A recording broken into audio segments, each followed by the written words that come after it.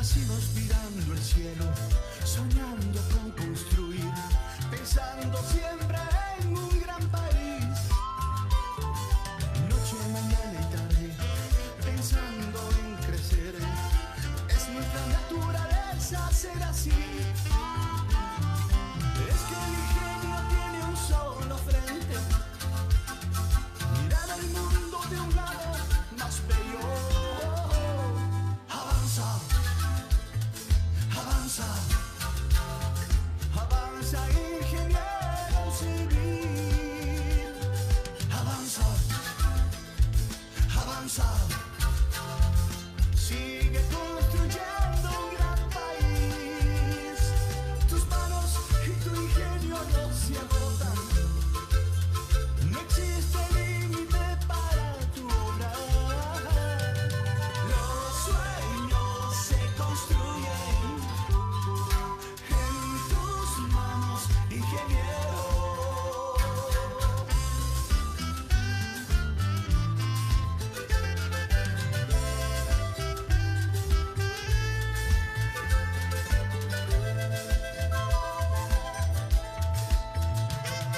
Nacimos mirando el cielo, soñando con construir, pensando siempre en un gran país. Noche, mañana y tarde, pensando en crecer. Es nuestra naturaleza ser así. Es que el ingenio tiene un solo frente, mirar al mundo de un lado más bello. Avanza, avanza, avanza, ingeniero civil. Avanza, avanza, sigue construyendo un gran país. Tus manos y tu ingenio no se agotan. No existe límite para tu obra. Los sueños se construyen en tus manos, ingeniero. Avanza, ingeniero. Avanza, ingeniero civil. Que tus manos y tu ingenio nunca se agoten.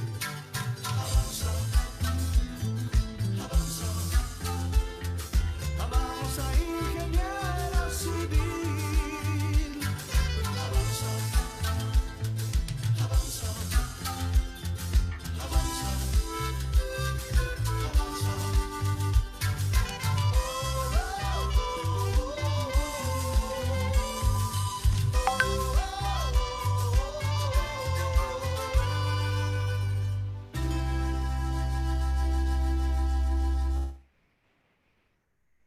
Buenas noches, ingenieros civiles de todo el Perú. Buenas noches a todos los miembros del sector construcción. Reciban el cordial saludo de la Junta Directiva del capítulo de Ingeniería Civil. Hoy día tenemos una conferencia sumamente importante, como es las excesivas penalidades en los contratos de obras públicas. Como todos saben, nuestra ley y reglamento de contrataciones del Estado, el capítulo de obras, es bastante conflictivo. Y uno de los puntos en cuestión, uno de los más álgidos, justamente es el de las penalidades. Tenemos un 10% de penalidades por mora y un 10% por otras penalidades. Si revisamos las bases de todos los procesos de selección, vemos que se exageran las penalidades, se aplican penalidades hasta por cosas irrelevantes, intrascendentes, que lo único que hacen es generar la conflictividad, constituyéndose en una declaratoria de guerra, ¿no? Empezamos a ejecutar una obra con un marco contractual que es una declaratoria de guerra, y eso no puede ser. Ya nuestro capítulo ha hecho las recomendaciones del caso, las instancias respectivas para que esto cambie. Mientras tanto, lo que nos queda es capacitarnos de tal forma que tanto residentes como supervisores, así como los administradores de contratos, igualmente los fiscalizadores de la Contraloría, tengan en cuenta para que en base a las experiencias que vamos a tocar hoy y cómo se han resuelto, no se cometan errores y no se hagan conflictivos los contratos de la obra y permitan que éstas puedan terminar en su debido tiempo. Muy bien, para este tema hemos convocado a un experto, el ingeniero eh, eh, Cruzado Puente, ya ustedes lo conocen, Marco Cruzado Puente. Él es ingeniero civil por la Universidad Nacional de Cajamarca, tiene ya más de 30 años de ejercicio profesional, ha ejercido importantes cargos en diversas entidades del Estado, ahora es asesor de diversas entidades privadas también, y actualmente es adjudicador del Centro de Arbitraje y Resolución de Disputas del Colegio de Ingenieros del Perú. Muy bien, entonces sin más preámbulos, damos la bienvenida al ingeniero Marco Cruzado y le dejamos la señal del colegio para su ponencia. Adelante, Marco, bienvenido. Bien, ante todo, muy buenas noches a todos los ingenieros civiles y de otras especialidades de nuestro país. Agradeciendo nuevamente a nuestro capítulo de Ingeniería Civil del Consejo Departamental de Lima por esta nueva invitación que nos ha hecho para tratar un tema muy importante, como lo decía ya Elías, nuestras normas, pues nuestra ley de contratación y reglamento ha sido formulada bajo condiciones extremadamente conflictivas, ¿no? En la cual no permite, pues, tanto a las entidades públicas, a todos los actores, en realidad, la supervisión, los contratistas, así también como los órganos de control, ejercer una función adecuada. Y para ello, realmente lo que debemos tener en cuenta es qué cosa es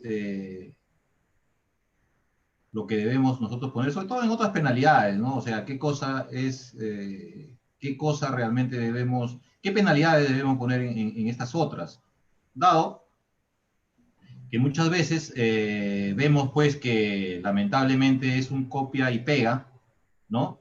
De otras realidades.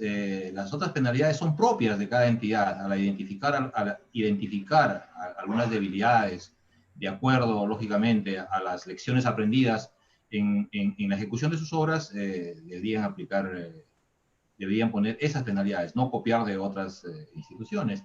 Asimismo, no olvidemos que estas deben ser pues proporcionales, ¿no? No podemos permitir que una penalidad, por ejemplo, porque un profesional no esté en obra, pongan pues unas penalidades excesivas y que trae como consecuencia pues una desproporción total, ¿no? Entre el sueldo, por ejemplo, de este profesional y la penalidad aplicada, ¿no? Sin embargo, ahora vamos a tratar sobre la normativa y algunos ejemplos, algunas controversias que la vamos a estar desarrollando en el transcurso de esta conferencia, ¿no? Entonces, no sé si me permiten poder compartir pantalla y desarrollar el tema que ahora nos ha traído acá en nuestro colegio, ¿no? Entonces son las penalidades en contratos de obras públicas en el marco de la última normativa y sus modificaciones existentes, ¿no? En principio,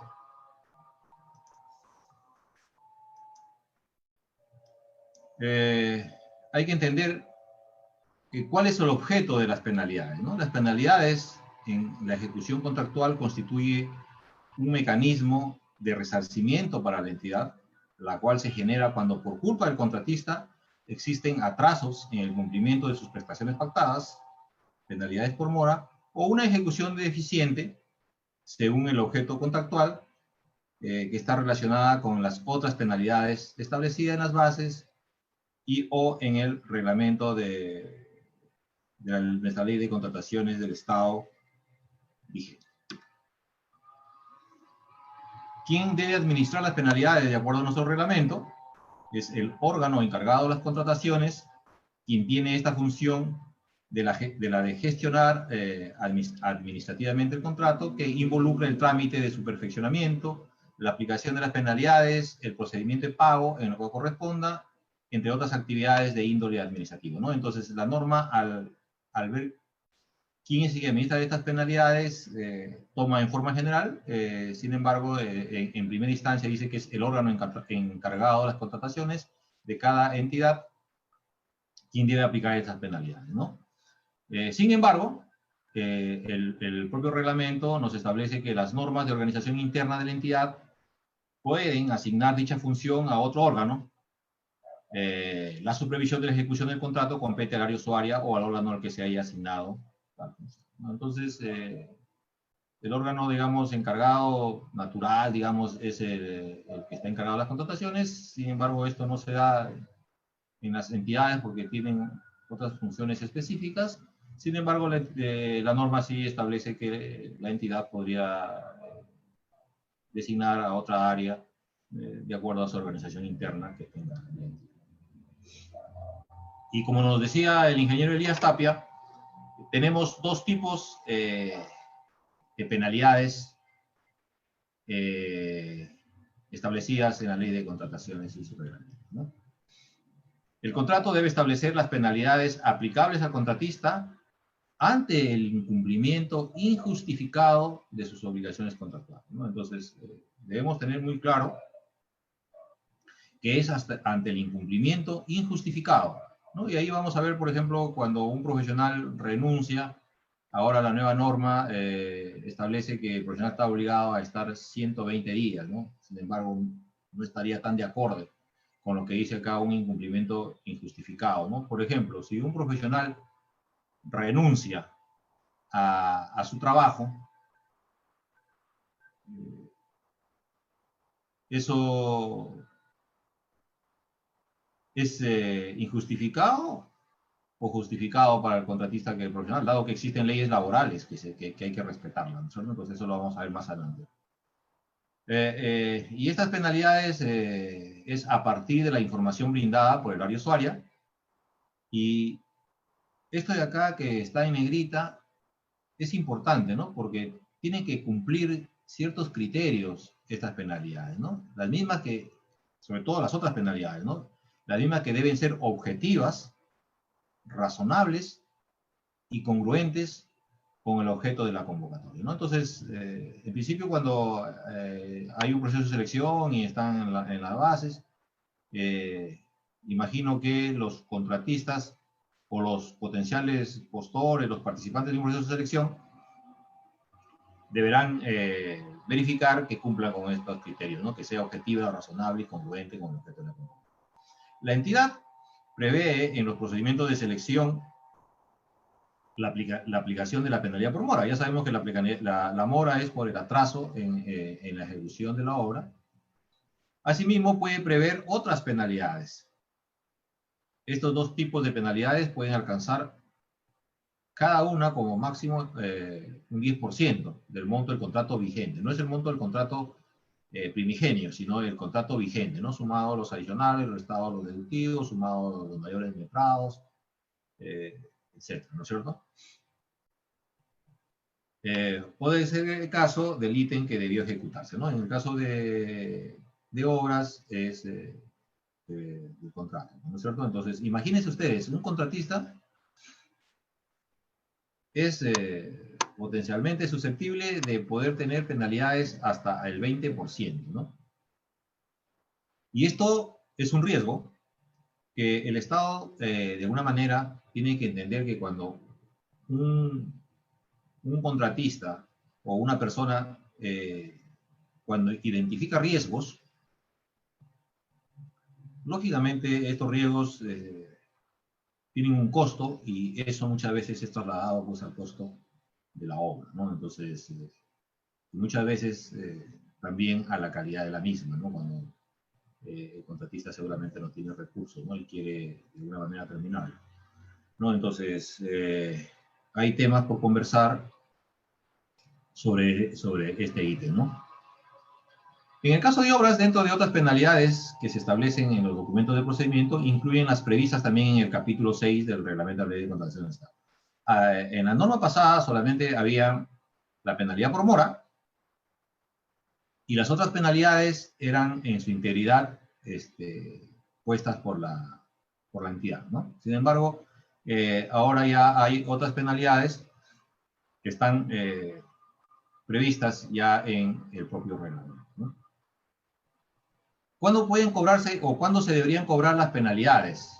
Estas penalidades se deben deducir de los pagos a cuenta. Esto quiere decir, para el caso de obras, de las valorizaciones, del pago final o en la liquidación final, según corresponda. En el caso de obras también puede ser en la liquidación. O si fuera necesario, se cobra del monto resultante de la ejecución de la garantía de fiel cumplimiento. Es decir, si el contratista no puede honrar estas penalidades, la entidad podría ejecutar inclusive la garantía de fiel cumplimiento y cobrarse las penalidades que el contratista tiene pendientes por pagar, ¿no? Entonces, en resumen,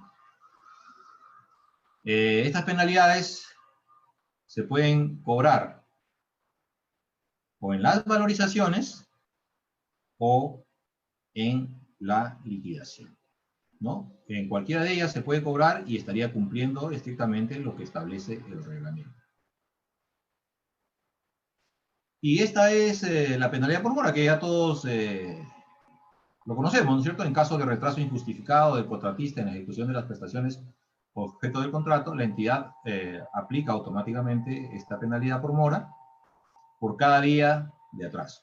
La penalidad se aplica automáticamente y se calcula de acuerdo a esa formulita que está ahí, ¿no? Que la penalidad diaria es 0,10 por el monto vigente, dividido entre un factor por el plazo vigente en días, ¿no? Fíjese muy bien que es el monto vigente y el plazo vigente, ¿no? El monto vigente ya lo explicamos, que es el monto del contrato más los adicionales, menos los deductivos, sean estos vinculantes o no, más los mayores letrados. Y el plazo vigente también, ¿no? Es el plazo del contrato más las ampliaciones del plazo, menos las reducciones de plazo si es que corresponde, ¿cierto? Y para el caso del factor F hay dos valores para plazos menores o iguales a 60 días.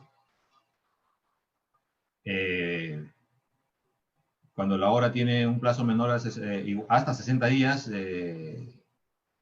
el F es 0,40 y en el otro caso, si es un plazo mayor a 60 días, el F es 0,15, ¿no? Entonces, esa fórmula ya lo sabemos todos y también sabemos que para aplicar esta penalidad por mora, lógicamente el contratista tiene que haber agotado su plazo vigente, ¿no? Entonces, si agota el plazo vigente, a partir del día siguiente de concluir el plazo del contratista para ejecutar la obra de acuerdo al contrato y todas las ampliaciones que tenga,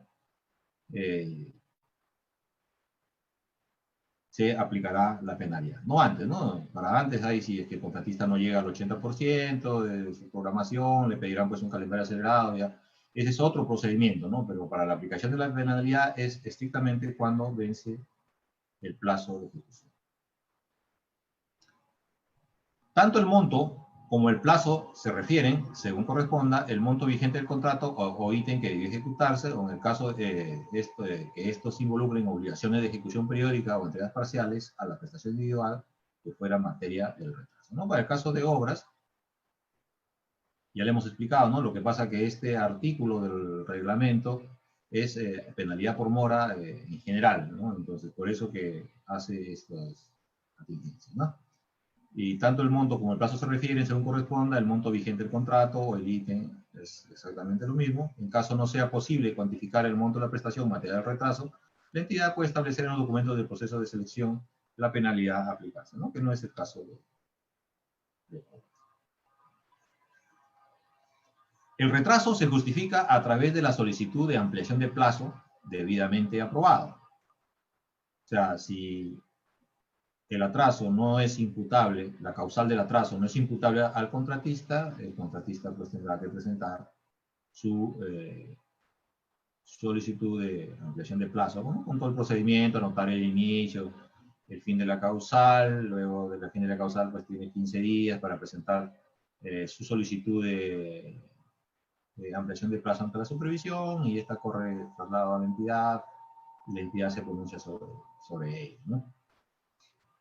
Se considera justificado el retraso y en consecuencia no se aplica penalidad, y esto por favor hay que tomar atención, se considera justificado el retraso y en consecuencia no se aplica penalidad, es decir, que el contratista no ha solicitado ampliación de plazo o inclusive ha podido ser denegado, ¿no? Cuando el contratista acredite de modo objetivamente sustentado que el mayor tiempo transcurrido no le resulta imputable. En este último caso, la calificación de retraso como justificado por parte de la entidad no da lugar al pago de gastos generales ni costos directos de ningún tipo. Entonces, ¿qué cosa quiere decir? Si, por ejemplo, si el contratista tramita una ampliación de plazo, ¿no? y lamentablemente no anotó en la fecha de inicio causal, sino lo anotó en forma posterior, ¿no? O el fin de causal. O lo presentó en el día 16 después del fin de causal. Entonces, la supervisión, por forma, deniega la ampliación de plazo, ¿no? Pero el fondo, realmente el contratista tiene razón, ¿no? Como por ejemplo, una paralización de la población por el reclamo de un tema minero, ¿no? El contratista anota el inicio causal el día de inicio del paro de la población y el día de fin de causal cayó pues un día sábado y el contratista, como había paralización, no lo tenía a la mano el cuaderno de obra porque los profesionales estaban pues o habían viajado o estaban en sus habitaciones por el paro que existía, y anotan el día lunes. Entonces, sin perjuicio del análisis legal que pueda hacerse posteriormente, si es justificado, o sea, haber anotado en una fecha posterior a la del fin de causal, la supervisión deniega por no haber anotado en la fecha cierta del fin de causal, y la entidad también lo hace, ¿no? El contratista no reclama y cae en atraso de obra y le aplican la penalidad por mora. El contratista podría recurrir a este artículo del reglamento, por consiguiente podría él justificar el retraso, porque todos sabemos que el mayor tiempo transcurrido, que es la paralización de la obra por la paralización de la población, no le resulta imputable pues al contratista, ¿no? Por lo cual podría solicitar que no le corresponde la penalidad, ¿no? Pero tampoco le corresponden gastos generales ni costos directos de ningún tipo, ¿no? Entonces, por estos casos, por ejemplo, hay muchas penalidades, ¿no? Porque tanto el residente, básicamente el residente o el contratista muchas veces, pues, por forma no anota adecuadamente en el cuaderno de obra y sobre todo en las fechas que corresponden y como consecuencia, pues, es denegada, ¿no? Entonces, una ampliación de plazo que sí le correspondería, ¿no? Entonces, hay que tener mucho cuidado a fin de que las entidades públicas puedan evaluar adecuadamente ese artículo del reglamento y atiendan lo solicitado por el contratista. Lógicamente, que si es que el contratista ha acreditado de modo objetivamente sustentado, ¿no? Entonces, eso hay que tener claro, ¿no? Si esto ocurre, la entidad debía atender lo requerido por el contratista. Pero muchas veces, y en la mayoría de los casos, las entidades públicas no atienden su solicitud del contratista bajo este artículo del reglamento y se crean pues las famosas controversias, ¿no? Ahora resueltas por las juntas de resolución de disputas o por el tribunal arbitral en caso no tengan junta de resolución de disputas, no tengan fatalidad. Respecto a otras penalidades,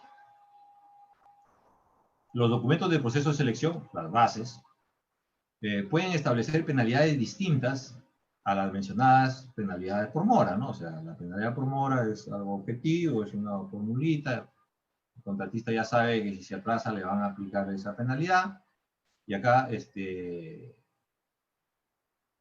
aparte de ella, la entidad en el proceso de selección, mediante las bases, en la base puede incluir otras penalidades. Pero, como habíamos dicho al inicio, siempre y cuando estas sean objetivas, razonables, congruentes y proporcionales con el objeto de la contratación, ¿cierto? Entonces hay que tener mucho cuidado en estos criterios para que las entidades pongan las penalidades, las otras penalidades. Deben cumplir estrictamente con lo que dice el reglamento. Objetivos, razonables, congruentes y proporcionales. Y para estos efectos se deben incluir los supuestos de aplicación de la penalidad. O sea, ¿cuáles son los supuestos de aplicación? Que tienen que ser lógicamente distintas al retraso o mora. La forma de cálculo de esa penalidad para cada supuesto y el procedimiento mediante el cual se verifica el supuesto a penalizar, ¿no? Entonces, estas condiciones deben estar puestas en las bases integradas para que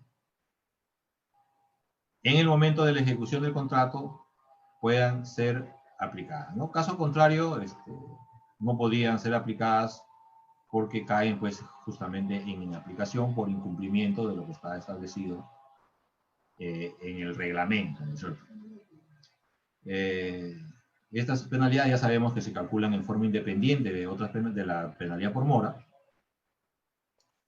y cada una, pues, tiene hasta 10% de las penalidades, ¿no? Ya sabemos, y ustedes dirán, ¿qué pasa después del 10%? ¿No? Después del 10% es lo que vamos a ver a continuación, ¿no? ¿Se puede resolver el contrato por penalidades o no? Las entidades pueden resolver el contrato de conformidad con el artículo 36 de la Ley de Contrataciones para el caso de penalidades cuando haya llegado a acumular el monto máximo de la penalidad, o sea, al 10% por mora o el monto máximo por otras penalidades, en la ejecución de la prestación a su cargo, en el caso nuestro, de la obra, ¿no es cierto? O sea, si el contratista llega a acumular hasta el 10% de la penalidad, ya sea por mora, por atraso, o por otras penalidades, la entidad no dice que deberá obligatoriamente resolver el contrato, ¿no? Puede resolver el contrato, y ahí la entidad tendría que tomar el criterio para saber si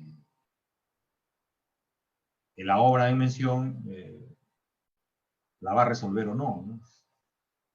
Si una obra está, por ejemplo, al 95% de avance, 96% de avance, entonces a la entidad, por oportunidad de terminación de la obra, por costo-beneficio, le convendrá resolver el contrato, ¿no? Entonces, eso lo dejo ahí para conversarlo, ¿no? O puede continuar con el contrato, pero ya no puede aplicar penalidades, ¿no? Porque ya llegó al tope del 10%. Entonces, la entidad puede resolver el contrato si es que lo ha decidido así, y para el caso de las penalidades, sin requerir previamente el cumplimiento al contratista. Eso quiere decir sin apercibimiento al contratista del cumplimiento de sus obligaciones contractuales, ¿no? Entonces, simplemente, directamente, sin necesidad de solicitarle o de apercibir al contratista para que cumpla con sus obligaciones, la entidad puede resolver el contrato.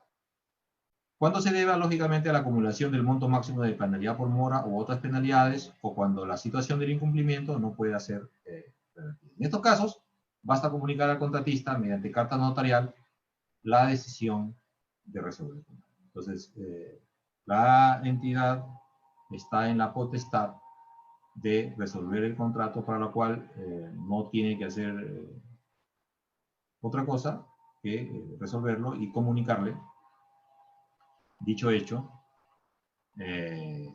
al contratista mediante una carta notarial.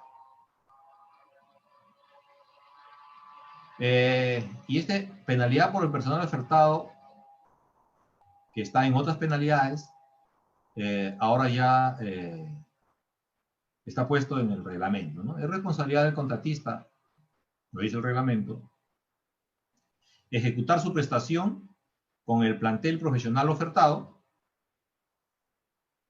cuando los postores presenten dentro de su oferta como personal permanente o profesionales que se encuentran laborando como residentes supervisores en obras contratadas por la entidad, que no cuentan con recepción, dicha oferta debe ser descalificada.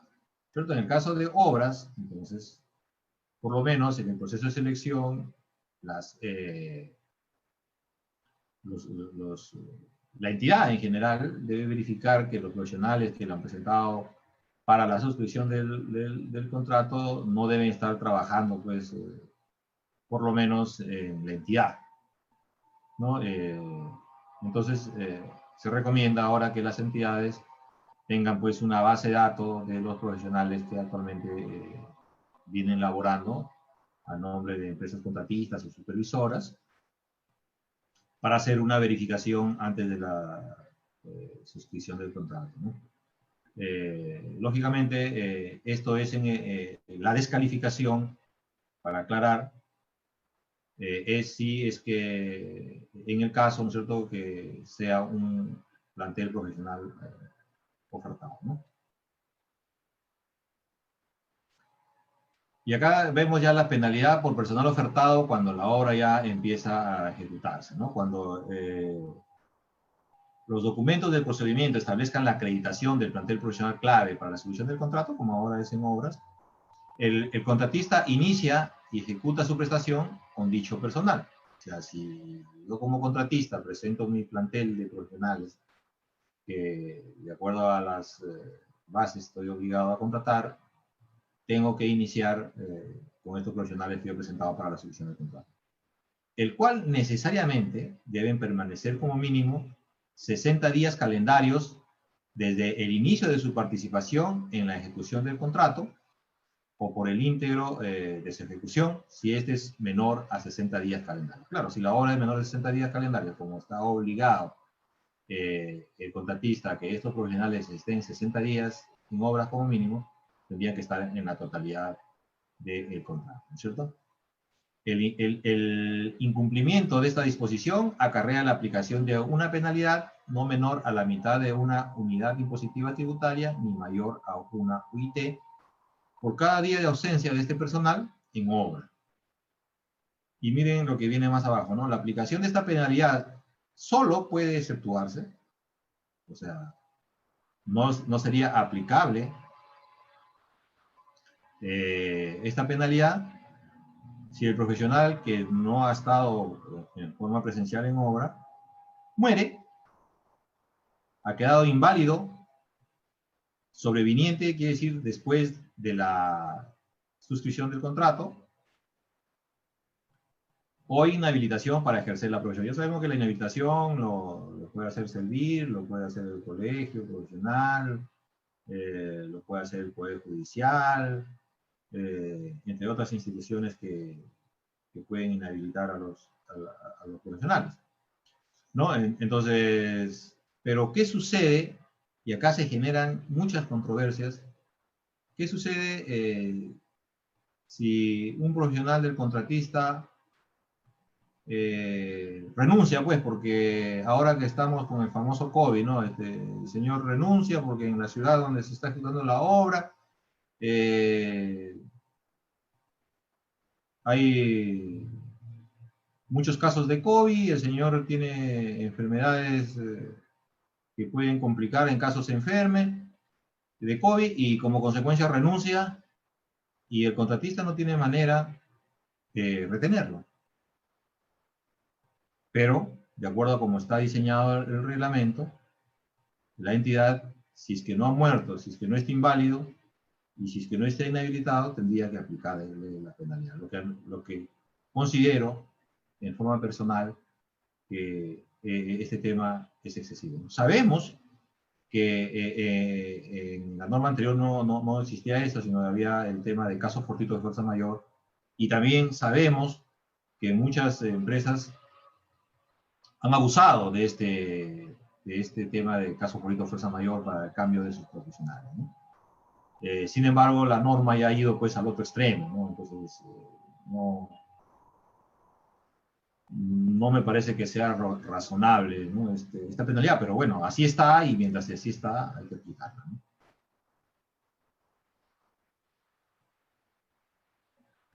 Excepcionalmente y de manera justificada, el contratista puede solicitar a la entidad le autorice la sustitución del profesional propuesto, en cuyo caso el perfil reemplazante no afecta las condiciones que motivaron la selección del contratista, ¿no? Entonces, el contratista podría pedir el cambio de algún profesional, excepcionalmente, pero ojo que no le libera pues, de la penalidad, ¿no? Si es que está dentro de los 60 días, que es como obligación que esté en este profesional, ¿no?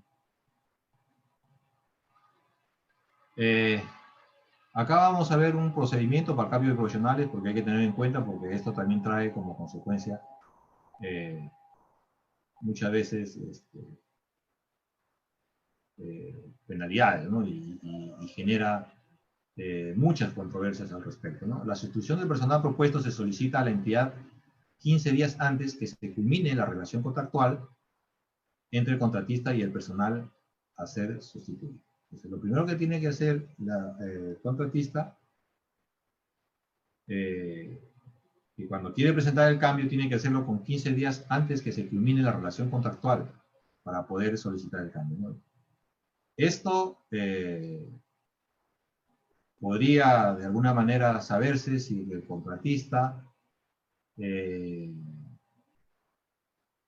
necesita cambiar ese profesional y no justamente por renuncia del profesional, ¿no? Entonces ahí sí podría prever los 15 días, ¿no? Pero muchas veces hay renuncia de profesionales y si bien es cierto hay una norma que,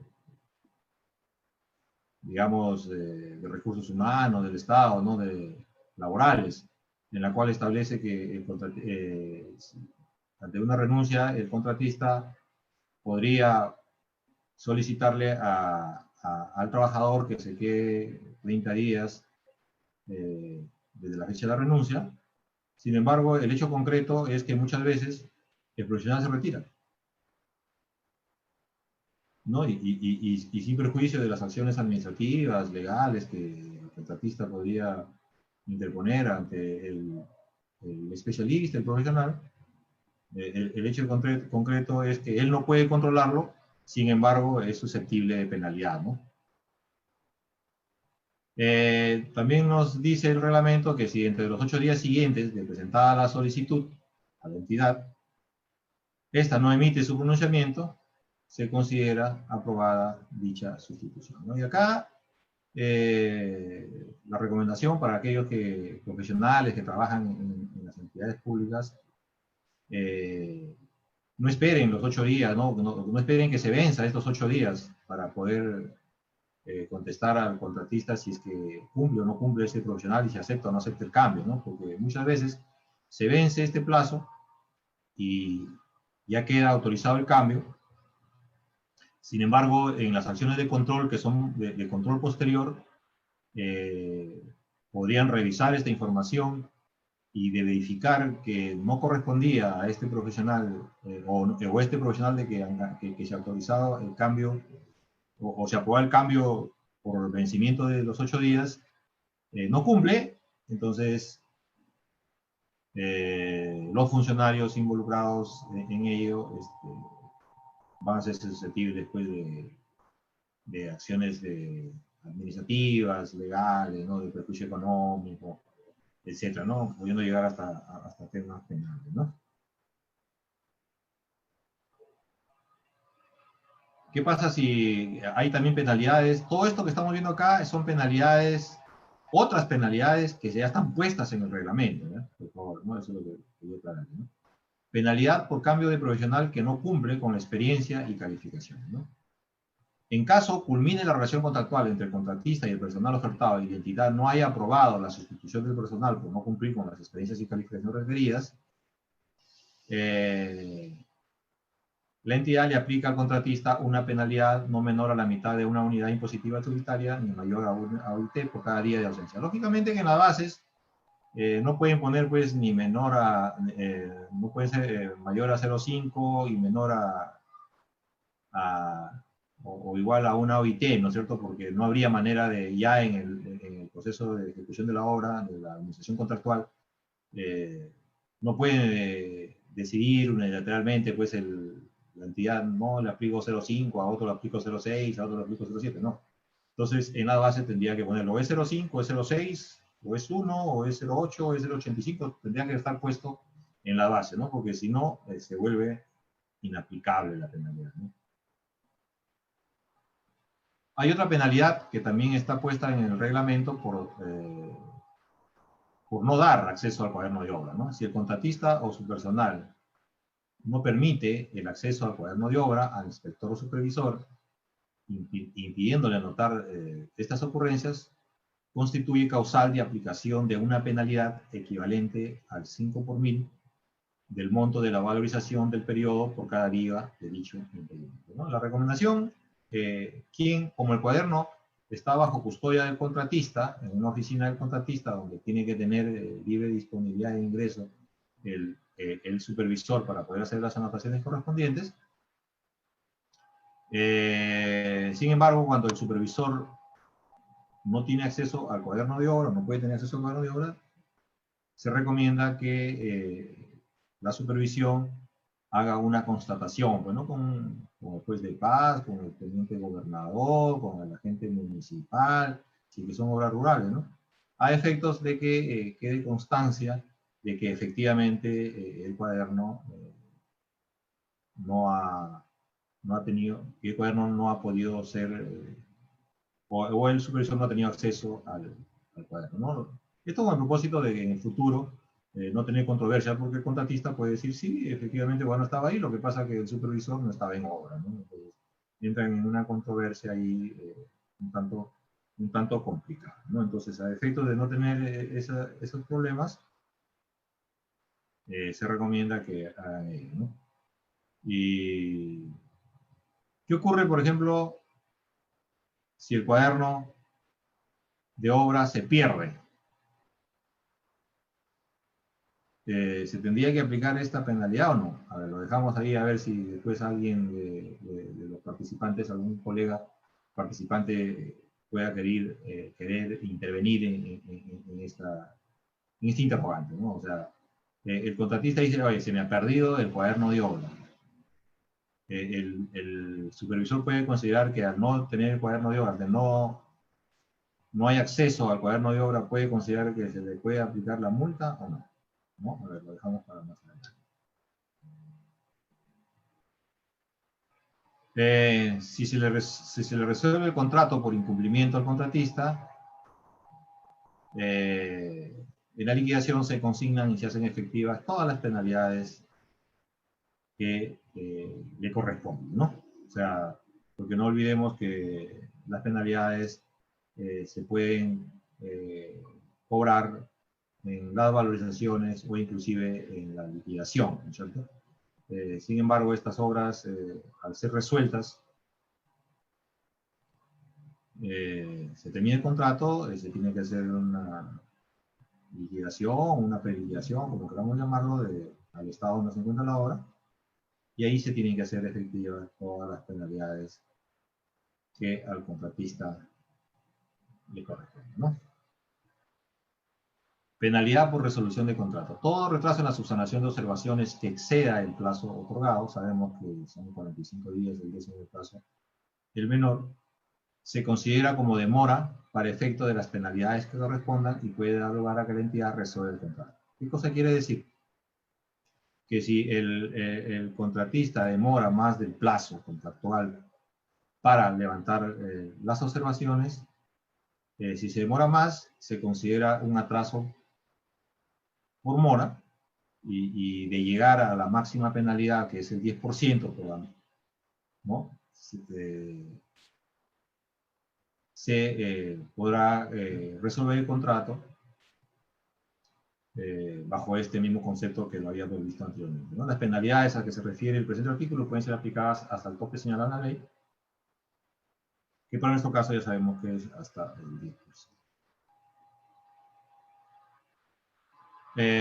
Ahora también hay penalidad porque la obra no se encuentra culminada. Lógicamente no se encuentra culminada después que el contratista y la supervisión han dicho que efectivamente se ha culminado, ¿no? Como consecuencia de verificar el funcionamiento u operatividad, que es ahora obligación de la comité de recepción, de la infraestructura culminada y las instalaciones y equipos, en caso de estos existan, en la obra, advierte que la obra no se encuentra culminada, o sea, va el comité de recepción y al verificar el funcionamiento, operatividad y también los equipos, si es que corresponde, advierte que la obra no ha sido culminada, dispone que el inspector o supervisor anote en el cuaderno de obra tal hecho, a efectos que el contratista culmine la obra, aplicándole la penalidad por retraso, ¿no? O sea, el contratista, si no ha terminado, se le va a aplicar la penalidad por retraso. Y respecto al supervisor, se le va a aplicar una penalidad no menor al 1% ni mayor al 5%, que está prevista en las bases. ¿Cuál es el porcentaje que se le va a aplicar? Que es del monto del contrato del supervisor, que ya es una penalidad alta, ¿no? Realizadas las prestaciones para la culminación de obra, el contratista solicita nuevamente la recepción de obra mediante anotación en el cuaderno de obra, el cual es verificado. Ya, entramos al procedimiento que veíamos en la conferencia pasada sobre los procedimientos para la recepción de obra, ¿no? Entonces, si la obra no está culminada a criterio o a verificación, no a criterio, sino a verificación del comité de recepción, al contratista se le aplica la penalidad por mora y a la supervisión entre el rango del 1 al 5, lo que haya determinado en su contrato, ¿no? Por retraso en la subsanación de las observaciones que exceda del plazo otorgado se considera como demora para efecto de las penalidades correspondan y pueda dar lugar a que la entidad resuelva el contrato por incumplimiento, ¿no?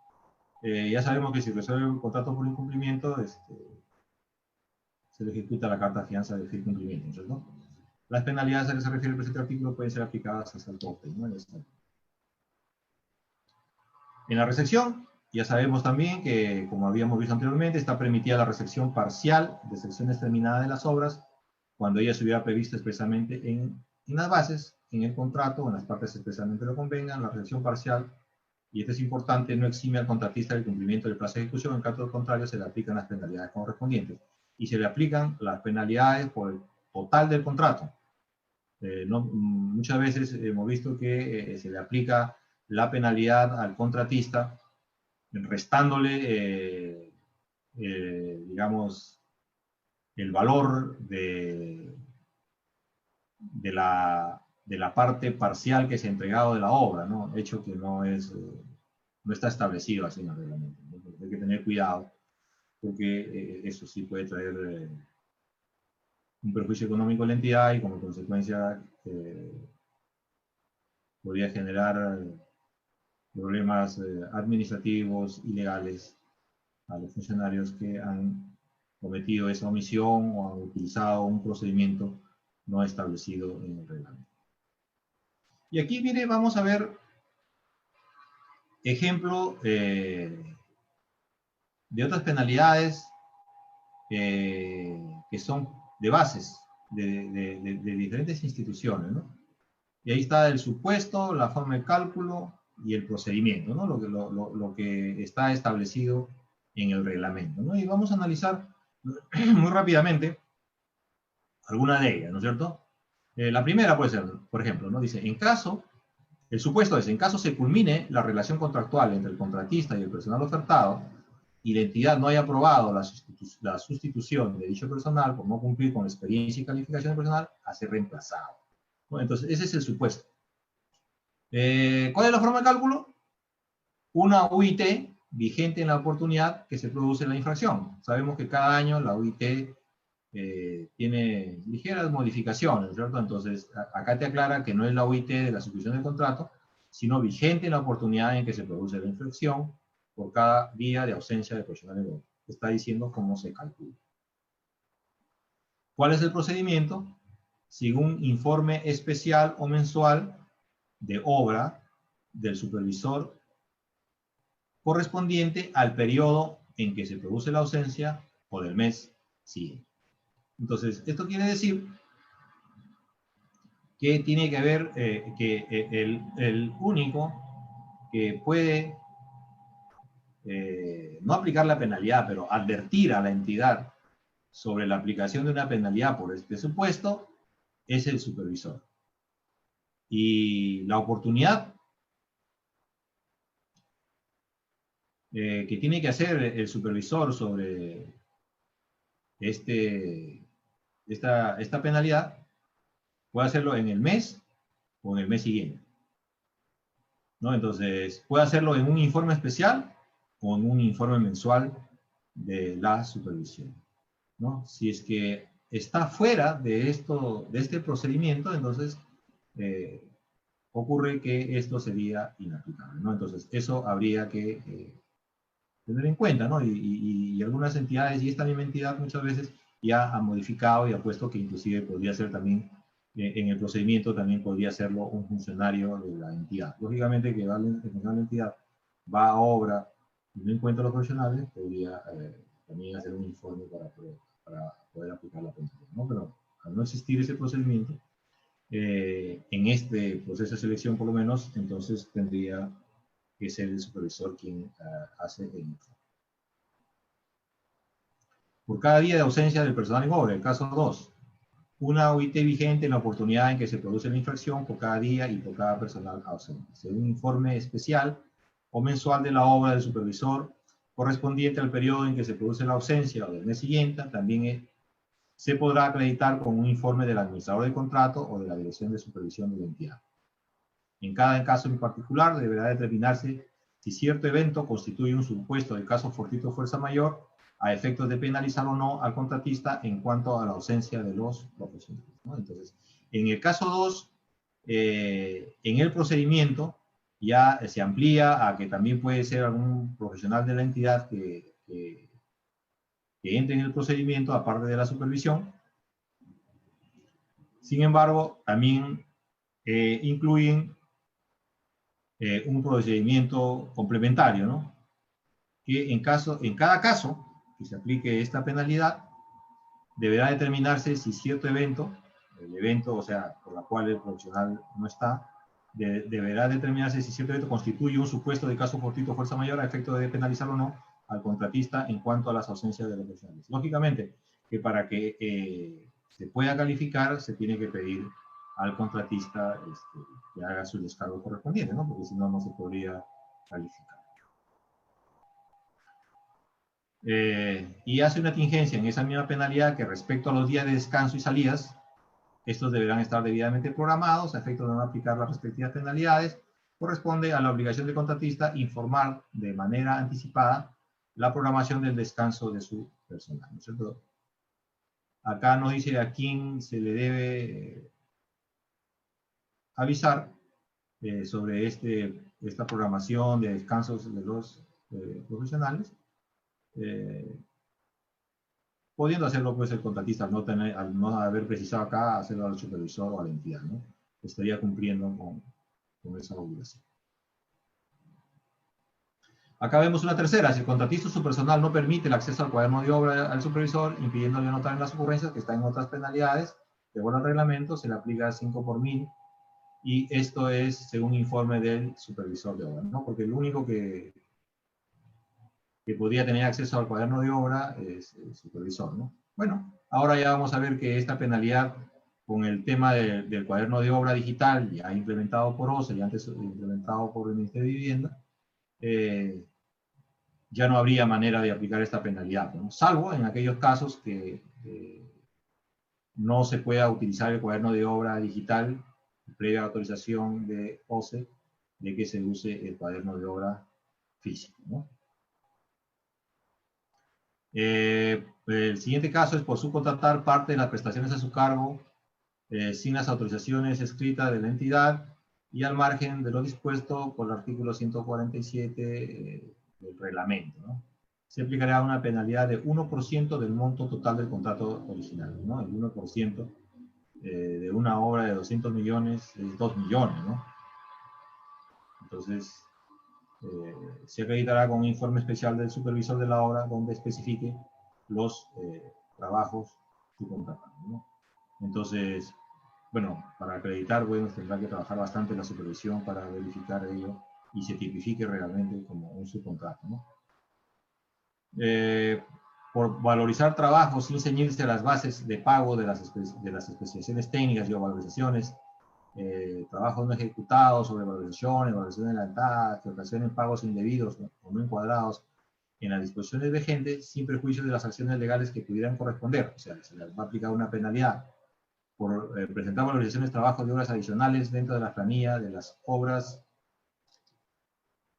principal contratada, por no presentar el calendario de avance de obra valorizado, por no presentar al supervisor el calendario de avance de obra valorizado, actualizado y su programación, de acuerdo al artículo tal del reglamento.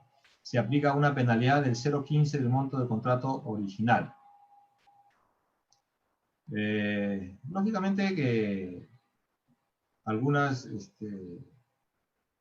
son excesivas, ¿no? Por ejemplo, no olvidemos que las valorizaciones son son pagos a cuenta, ¿no? Y no son pagos definitivos, ¿no? Porque muchas veces las entidades, al ver una valorización de alguna partida con signo negativo, indica que se está regularizando un pago indebido que se hizo en su oportunidad y que eso trae como consecuencia una penalidad para el contratista y muchas veces también una penalidad para el supervisor.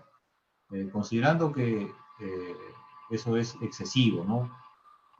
Más bien esta penalidad está de alguna manera incentivando para que el contratista y la supervisión no hagan la corrección de la valorización correspondiente por miedo a la penalidad, ¿no? Entonces el efecto realmente es inverso, ¿no? a lo que se pretende, ¿no? Y hay casos, como por ejemplo, el contratista ha hecho un trabajo, se hicieron las verificaciones de calidad correspondientes y se pagó, pues, por ejemplo, un muro de contención, ¿no? Entonces, pasa un mes, pasan 2 meses y por alguna razón el muro colapsa. O pongámoslo así, ¿no?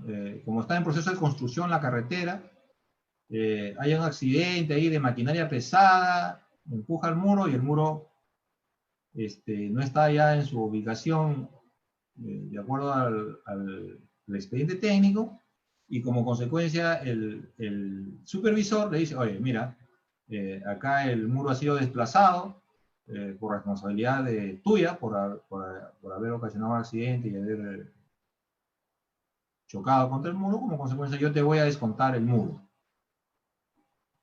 Le descuenta el muro, llega la entidad y la entidad dice, oye, acá hay un metrado negativo, así que ese muro no fue hecho, fue mal hecho, lo que fuera, y acá le están descontando. Como consecuencia lo penalizo al contratista con el 0,15 del contrato, que es una penalidad altísima, y también le penalizo al supervisor por haber valorizado algo que no corresponde, ¿cierto? Entonces, genera una controversia pues totalmente innecesaria, ¿no? Entonces, porque se van a ir a la JRD o al tribunal arbitral, van a presentar la documentación correspondiente y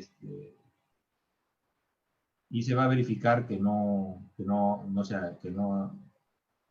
debería aplicar la penalidad, ¿no? Entonces, vuelvo a repetir que esta penalidad incentiva a las partes, me refiero al contratista al supervisor, más bien a no sincerar los metrados que son realmente pagos a cuenta, ¿no? Entonces, el efecto, como voy a repetir, es totalmente lo contrario a lo que la entidad espera con esta penalidad. Y así vemos penalidades que más o menos son congruentes y que cumplen con lo que está establecido en el contrato. Pero en general, miren, ustedes vemos que hay pues, ¿no? Ahora vemos unos procesos de selección con 40, 50 penalidades, ¿no? Entonces ya no es razonable, ¿no? Pues, o sea, poner pues 50, 60 otras penalidades, ¿no? Y acá vemos, miren, unos ejemplos de otra entidad pública que podemos ver que muchas de ellas se van a volver inaplicables, ¿no? Por ejemplo, la 2 me dice, indumentaria e implementos de protección personal. La multa dice que va a ser 1 por 2000. ¿1 por 2000 de qué? 1 por 2000 del contrato, 1 por 2000 de la valorización del mes donde ocurrió el evento, 1 por 2000 del costo de los EPPs. O sea, esta penalidad, por ejemplo, es inaplicable. Y obviamente cuando el contratista o cuando era postor o participante de un proceso de selección ve este tipo de penalidades, no la va a observar, ¿no? No la va a observar porque no le conviene observarla, ¿no? Porque si la observa, la van a corregir y después él va a ser susceptible de la penalidad. Entonces la deja ahí, y si le quieren aplicar la penalidad, no la van a poder aplicar. La entidad, a su criterio, con la supervisión pueden aplicar la penalidad 1 por 2000 del contrato, por ejemplo, ¿no? Pero al no cumplir esto estrictamente con lo que establece el reglamento, se va a ir a la JRD o se va a ir al tribunal arbitral y ellos, posiblemente, si lo estamos analizando de acuerdo a lo que vemos, no la va a decir que no puede aplicarse esa penalidad.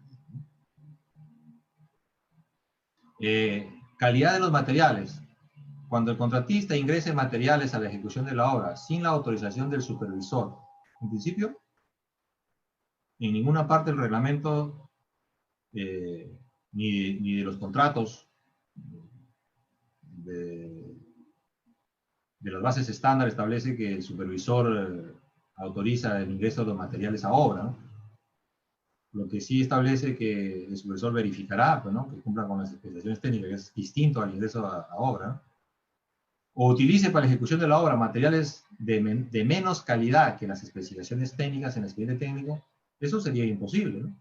Porque es obligación del supervisor verificar que cumpla con las especificaciones. La multa es por cada material no autorizado o no adecuado. Dice 1 de 2000 no sé de qué, de acuerdo al informe del inspector o supervisor, ¿no? Rarísima esa penalidad, no cumple con ningún criterio, pero bueno, ahí está. Entrega de información incompleta y o con errores y o extemporáneo. Cuando el contratista entregue, esta es unas bases reales, ¿sabes? No lo estoy leyendo de algo que yo me he inventado, por si acaso, ¿no? Cuando el contratista entregue documentación incompleta, faltante o con errores o fuera del plazo normativo, perjudicando el trámite normal de los mismos, solicitud de adelantos, valorizaciones o prestaciones adicionales, resultado de los controles de calidad, certificado de habilidad de los profesionales, integrante del plantel, la multa será por trámite de documentario 1-2000, no sabemos de qué. No sabemos qué información incompleta. Si la solicitud del adelanto no se entrega, o está incompleta, simplemente no se le otorga el adelanto. La valorización no es responsabilidad expresa del contratista, es responsabilidad compartida con el supervisor. Si una prestación adicional está incompleta, errónea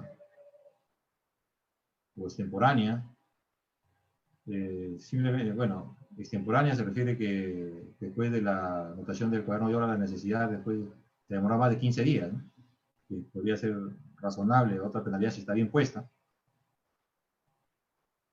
Resultado de los controles de calidad, certificado de habilidad, no sé, o sea,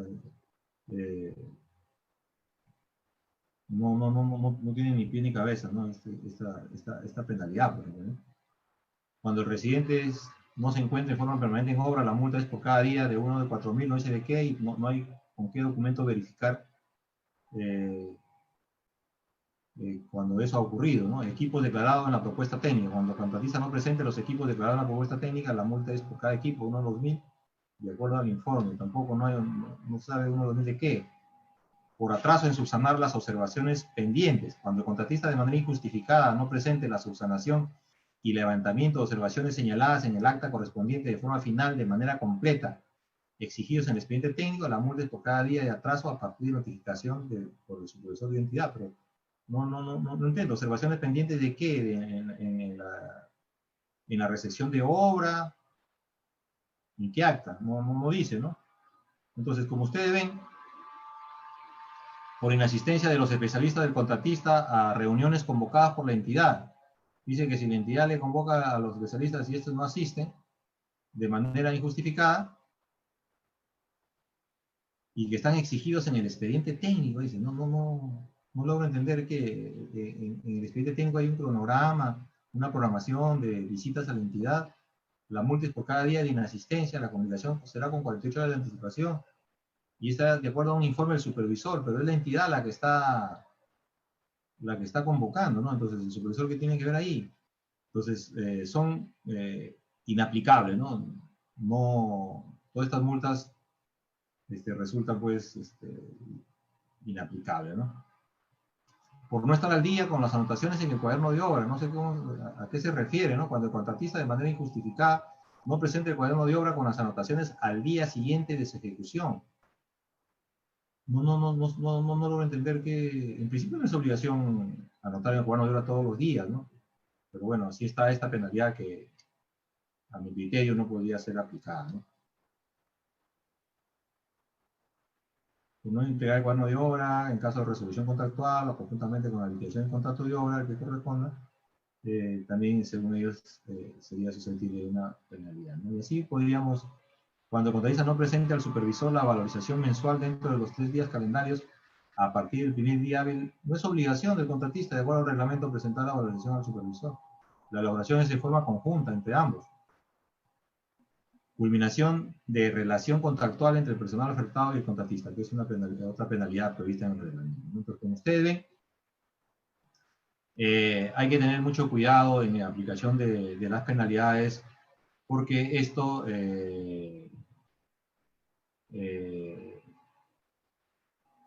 trae como consecuencia, pues, innumerables penalidades que pueden ser estas evitadas si es que se trabaja en forma coordinada desde la formulación de las bases integradas, ¿no? Porque no hay otra manera de hacerlo. Y luego ya en la ejecución contractual.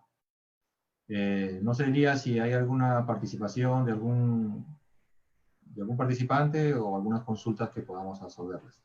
Sí, Marco, muy bien, felicitaciones, muy clara la ponencia, hay muchas consultas, muchos buenos comentarios también. Y sí, pues efectivamente, Marco, las entidades ya están exagerando al establecer en sus bases penalidades en contravención con la normativa, ¿no? Porque la normativa establece que las penalidades deben ser proporcionales, deben ser congruentes, ¿cierto? Así es. Sin embargo, por lo que ha mostrado, ¿no? Que son casos reales, pues, aparte que nuestra normativa ya es punitiva, que la entidad lo haga más punitiva, no va en favor de la obra, va en detrimento de la obra, ¿no? Como decíamos al inicio, este tipo de regulaciones hacen que el contratista no vaya a construir, sino vaya a pelear, ¿no? Entonces, pelea el supervisor con la entidad o con el contratista o la entidad con el contratista y se deja de lado lo principal que es terminar la obra, ¿no? Lo positivo de todo esto es que ahora, ¿no? A diferencia de antes, en la que de repente el supervisor unilateralmente aplicaba la penalidad o la entidad unilateralmente aplicaba la penalidad y el contratista se iba a arbitraje y hasta que después de 4 años salió el laudo, ya se había causado perjuicio a la obra. Lo positivo ahora es que ya tenemos la Junta de Resolución de Disputas, ¿no? Ahora ya se acabó la dictadura de la supervisión o la dictadura de las entidades en todos los casos y especialmente en el caso de las penalidades, porque en este caso la parte afectada va a recurrir a la JRD y la JRD está resolviendo en plazos rapidísimos, ¿no? Lo del centro, inicialmente la Católica ha estado resolviendo en 65 días, lo cual es muy bueno, pero ya el Colegio de Ingenieros está resolviendo en máximo 45 días. Entonces, por eso decía, ¿no? Que ya la JRD va a corregir cualquier irregularidad. Se acabó la dictadura de la supervisión, la dictadura de las entidades. Y eso es lo positivo. Pero, sin embargo, tenemos todavía estas normativas y es necesario, pues, clarificarlas para que se eviten estos roces. Bien, justamente teníamos una serie de preguntas y una de las preguntas que están haciendo es el tema de la habilidad, ¿no? Hay algunas entidades que dicen, por la no presentación del certificado de habilidad es tanto de multa. pero hay que tener en cuenta que ya hay pronunciamientos, ¿no? Inclusive del OCE, en la que establece que el pedir certificado de habilidad es una barrera burocrática, ¿no? Basta con que el que quiera ver si alguien está habilitado o no, entre a la página web del colegio y suficiente. No hay la necesidad de exigir el certificado de habilidad y por lo tanto tampoco puede ser causal de penalidad. Muy bien. Bien, Marco, una de las preguntas es respecto a los concursos oferta, ¿no? En los concursos oferta, el contratista hace el estudio definitivo en un determinado plazo, hace la obra en un determinado plazo, y resulta pues que si hay demora en la culminación de los estudios, suelen algunas entidades aplicar la penalidad por el total del contrato, debiendo ser solamente por la etapa del estudio. ¿Cuál es tu comentario, Marco?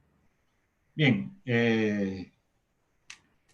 en concurso oferta está determinado pues el valor del expediente técnico, ¿no? De la formulación del expediente técnico y la formulación y la ejecución de la obra en sí. Sobre la aplicación de la penalidad por mora, por ejemplo, si es que en las bases integradas no han hecho o no han dividido esto en lo que corresponde a penalidades, o sea, en la penalidad por mora es única y dice por el valor del contrato vigente, lamentablemente. Y en el valor del contrato vigente es el valor de la elaboración del expediente técnico y el valor de la obra, ¿no? Entiendo que este es un tema que ya pues es excesivo, pues, ¿no? Porque si el expediente técnico vale, o el valor del expediente técnico es la 50ª parte de lo que corresponde a la obra, y si estoy en la fase de formulación, porque me demoro un día en la formulación, no me van a aplicar pues de todo el contrato, ¿no? Entiendo que esa es la pregunta, y lo que yo recomiendo en estos casos es que en el momento de consultas y observaciones en el proceso de selección, deben hacer la precisión correspondiente para que puedan hacer la distinción en la penalidad por mora, en lo que corresponde a la elaboración del expediente técnico y en lo que corresponde a la ejecución, ¿no? Porque si es que no lo ponen así en las bases integradas y solamente está la penalidad por mora como única, entonces, lamentablemente, la supervisión y la entidad tendrán que aplicarla de acuerdo a lo que estrictamente dice el reglamento. Claro, aunque ahora también tenemos la posibilidad de recurrir también a la Junta, ¿cierto? Para que haga uso de su función consultiva. Así es. Consultiva. Efectivamente, si la ley y el reglamento dicen que las penalidades deben ser razonables, proporcionales, congruentes, esas tres condiciones no se cumplen si es que se le pretende multar al contratista por una demora en la etapa del expediente técnico por el monto total del contrato, ¿cierto? No se cumplen esas tres condiciones, y si no quedó claro en la base, o si el contratista no hizo la consulta, ya en la etapa de obra se puede recurrir a la Junta de Resolución. Claro, para que emita una opinión no vinculante o en todo caso una decisión, ¿cierto? Así es, así es. Ese es lo positivo de nuestra actual normativa. Muy bien. Roger Asís nos pregunta en qué caso se considera atraso justificado para no aplicar la penalidad. Ese es un tema muy importante y que hasta ahora no se está usando adecuadamente, ¿cierto? Justificado es cuando el atraso lógicamente no es imputable al contratista, ¿no? Voy a repetir el ejemplo que di y voy a poner otros ejemplos más. Por ejemplo, la entidad, el contratista ha hecho su anotación del plano de obra fuera del día o un día distinto a la terminación de la causal. Ya sabemos todos que por opinión de dos se dice que tenemos que anotar en forma normal, ¿no? Al inicio y el fin de la causal en la fecha que ocurren esos eventos, ¿no? En forma normal. Y el contratista por algún tema anota en otro día. Y entonces la supervisión evalúa y dice, oye, la causal ha terminado el 30, tú me dices que has anotado el 2 del siguiente mes, como consecuencia tengo que denegarte la ampliación de plazo. Pero la causal sí es correcta, o sea, el atraso, por ejemplo, decíamos una paralización de la población por un reclamo de un tema minero. el atraso, sabemos que el atraso en los días del inicio de causal hasta el fin de causal, cierto, o sea, supongamos que hayan sido 30 días de paralización, sabemos todos que eso no es imputable al contratista, o sea, está demostrado, hay videos, hay periódicos, hay noticias de televisión, radio, etcétera, etcétera, o sea, que el contratista seguramente lo ha puesto en su solicitud de ampliación de plazo y que lo vuelve a repetir para pedir ahora que su atraso es justificado, o sea, yo no he solicitado la huelga, yo no he patrocinado la huelga, yo no, como consecuencia, el contratista puede solicitar que no se le aplique la penalidad, pero el reglamento establece claramente que si fuera así, el contratista no va a poder reclamar el costo directo por este atraso, ni tampoco los gastos generales variables, ¿no? Pero sí que no se le aplique la penalidad, ¿no? Entonces, eso, y otro ejemplo más podría ser, a ver, y esto ha ocurrido, ¿eh? El contratista, todos sabemos que las ampliaciones de plazo tienen que ser solicitadas dentro del plazo, ¿no? Vigente del contrato, del plazo de ejecución de obra, no del contrato. El contratista está en atraso, miren, el contratista está en atraso, o sea, comienza el atraso día 1, día 2, y en el día 2 se inicia el COVID y se paraliza la obra. Entonces, cuando se reinician las actividades, el contratista pues tiene que reiniciar sus actividades para que pueda terminar la obra. Y la entidad le aplica el 10% de penalidad, a pesar que solamente iba 2 días, ¿no?, de atraso. Sin embargo, como se fueron varios meses el tema de la paralización por el COVID, la entidad le aplica hasta el máximo de la penalidad, que es el 10%. El contratista no está de acuerdo porque dice que el tema del COVID no es imputable a él, ni a la entidad, ni a nadie, y como consecuencia ese atraso es justificado y solicita que no le apliquen la penalidad, no de los 2 días que sí efectivamente estaba atrasado, sino por el tema del COVID y los días que demore en culminar la obra, ¿no? Pero no todo el atraso que le quieren imputar de todo el periodo en su totalidad, ¿no? Entonces, esto está ahorita en arbitraje y, bueno, esperemos cómo sale el laudo, pero de acuerdo a las audiencias que he podido tener acceso a la información, es posible que el contratista, acogiéndose a este artículo del reglamento, no se le aplique pues, hasta el 10% de la penalidad, que es un exceso, ¿no?, por ejemplo, ¿no? Y así como esos ejemplos, hay muchos ejemplos que el contratista, cuando fehacientemente pueda demostrar que el atraso no es imputable a él, más allá de que él haya hecho el reclamo o no. Otra cosa es, por ejemplo, el atraso es imputable a él, no es imputable a él, pero no reclamó, no tramitó su ampliación de plazo, porque se olvidó, su residente no conocía, lo que fuera. Pero el hecho concreto que ese atraso no es imputable a él. Como consecuencia podrá acogerse a este artículo. Correcto. Y en estos casos también cuando hay discrepancias si es la penalidad, digamos, imputable o no imputable, cuando está en discusión este hecho, ¿no?, lo conveniente no es que la supervisión o la entidad apliquen unilateralmente la multa, ¿no? Mientras se resuelve la controversia, el reglamento dice que la penalidad se puede aplicar en la valorización, ¿no?, del mes, la última valorización o en la liquidación, ¿no? Entonces, en esos casos, lo más conveniente para la obra, ¿no?, porque no es recomendable dejar sin liquidez a la obra. Lo más conveniente es posponer estas penalidades para la última valorización o para la liquidación. Claro, hay un 10% de fiel cumplimiento que inclusive, que cubre hasta el máximo de las penalidades, ¿no? Que dice que en caso el contratista no las pague, la puede cobrar de esa carta de fiel cumplimiento, ¿no?, ejecutando la carta de fiel cumplimiento. Efectivamente, Marco. Bien, estas penalidades también no solamente son para los contratos de obra, son también para los contratos de estudios. Y justamente Javier Gómez pregunta, ¿no? La entidad en la que labora es el área de estudios y proyectos, que es el que se encarga de los servicios de consultoría. Pero dice que las penalidades no lo aplica a esa área, sino lo aplica el área de abastecimiento.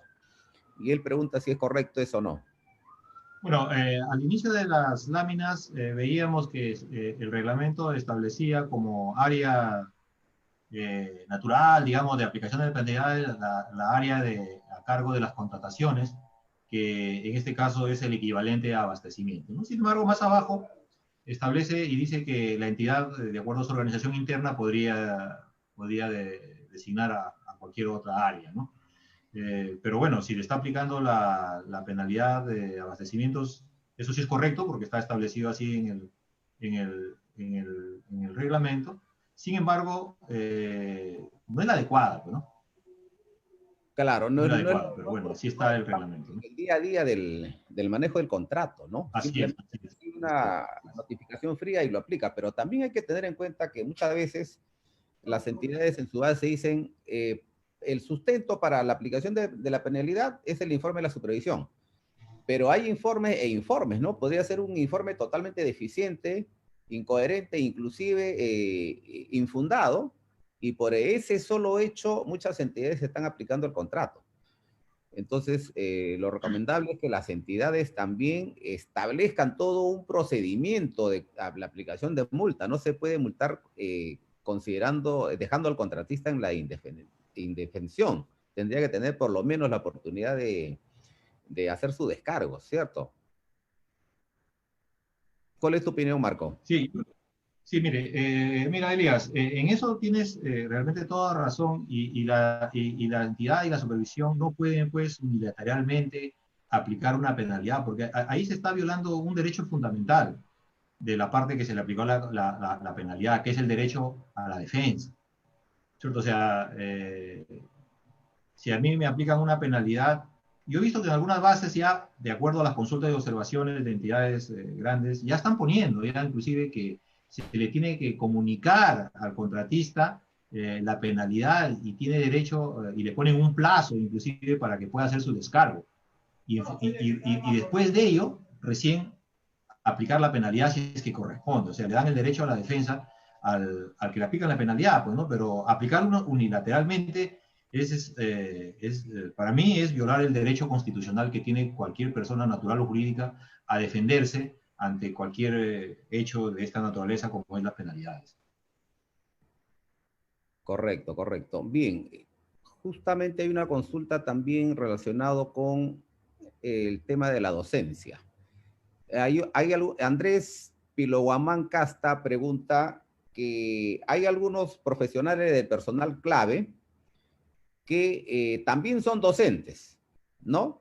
Y que a tiempo parcial, ¿no? Y que en sus horarios parciales que tienen que dictar clases, obviamente tienen que ausentarse de la obra y resulta que por esa ausencia se le aplica la penalidad. André manifiesta que la docencia paralela a otro trabajo está protegida por la ley y él pregunta si en ese caso es razonable la aplicación de las multas. Bien, lógicamente que en principio no olvidemos que el residente, el supervisor y en general la mayoría de profesionales del plantel técnico están a tiempo completo en la ejecución de una obra, ¿no? Sí entiendo que hay una norma que establece que solamente para el caso de docencia hay una excepción, ¿no? Para poder tener doble sueldo del Estado, se establece, ¿no? Pero en el caso privado, entiendo que tendría que cumplir con sus obligaciones contractuales en la obra. Si tiene tiempo disponible para poder luego dictar clases, entiendo yo que estaría muy bien, ¿no? Pero no puede, pues, en el horario de trabajo laboral de la ejecución de la obra, ausentarse bajo el criterio de que se ampare en una norma. Entiendo que esa norma es para que se puede uno tener dos sueldos del Estado bajo ese contexto, ¿no? De que soy docente y también tengo otro trabajo, ¿no? Pero para el caso de obra me parece que no sería aplicable o en todo caso no podría, por ejemplo, si el residente tiene clases en la tarde o tiene clases en la mañana, ausentarse y dejar la obra sin la dirección técnica correspondiente, ¿no? Entonces, por ahí la recomendación es que adecúe esos horarios lógicamente, a horarios fuera del horario de trabajo en obra, ¿no? Porque si no, se estaría desnaturalizando el tema de residente y supervisión, que es a tiempo completo en la ejecución de una obra. Efectivamente, y también es aplicable al tema de los especialistas, ¿no? A tiempo parcial, Sí. porque igual hay que privilegiar la obra y en todo caso, pues se tendrá que pedirle licencia para su labor docente. Bien, aquí en Manuel, digamos, nos hace una pregunta en el siguiente sentido. Dice, un contratista tenía que efectuar un muro perimétrico, el contratista cabe el muro, el supervisor lo aprueba, pero luego de un mes el muro se derrumba, dice, ¿no? Luego de un mes el muro se derrumba y él pregunta si corresponde penalidad. No, no solamente corresponde penalidad, que tendrá que irse preso y el contratista y el supervisor por hacer este tipo de aprobaciones. Bueno, vamos a tomarlo esto Bien. como algo que Manuel nos ha querido darle calor a la noche, ¿no? Sí, sí, sí. Bien. Vamos a... José Cachilla indica... Bueno, justamente José Chaquilla indica que Provía Nacional no ha incorporado todavía la JRD y sus obras en actual ejecución. Él manifiesta qué comentario le merece, ¿no? Bueno, no es el tema, pero sí creo que merece un comentario. ¿Tu comentario, Marco? Sí, bien, en principio el reglamento vigente establece una obligatoriedad, ¿no? A partir de obras de 20 millones, me parece, ¿no?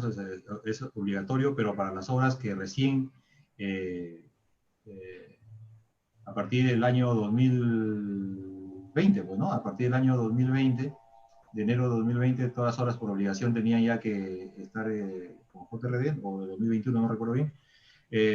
Sin embargo, con el tema de la pandemia, el gobierno, con el propósito de dinamizar la economía en el rubro construcción, sacó una norma, ¿no? Creo que era la 250, si no me equivoco, en la cual establecía que por acuerdo de las partes podrían acordar la inclusión de la Junta de Resolución de Disputa para la solución de controversias de obras ya en ejecución, ¿no? Pero eso es por acuerdo de partes, ¿no? Ese es el tema normativo, ¿no? Sin embargo, mi opinión es que debe implementarse este tipo de solución de controversias por intermedio de la JRD, por lo que ya tú has mencionado, que es mucho más dinámico en los plazos, ¿no? Esto le conviene a todos. Yo les diría que inclusive esto le conviene a la entidad. Y le voy a dar una razón por qué. Cuando, por ejemplo, las contratistas llevaban controversia en los tribunales arbitrales de las ampliaciones de plazo, ¿no? La entidad no le otorgaba en parte, no otorgaba la ampliación de plazo 1, le otorgaba la 2, luego le denegaba la 3, la 4 le denegaba, la 5 le denegaba, la 6 nuevamente le otorgaba, etc.